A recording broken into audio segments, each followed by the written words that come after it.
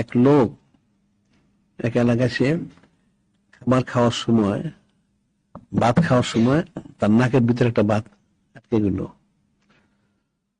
যখন আটকে গেল সে অনেক কোশিশ করলো, কিন্তু কোনো মতে এটা বের হয় না।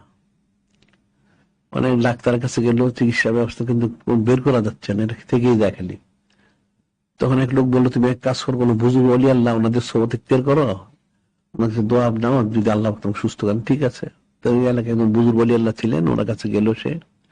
তুমি বলেন, তুমি এক কাজ করো, তুমি সফর করো।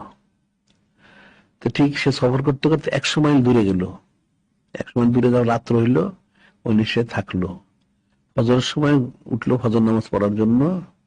তো মসজিদের গেছে, কাছে মসজিদের কাছে যাচ্ছে, খুব জোরে হাসি আসছে তার। জোরে হাসি দিল, একটা দানা বের হয়ে গেল, সামনেটা মোরগ ছিল, মোরগটা খাই ফেললো এটা। সে কিন্তু সুস্থ হয়ে গেল।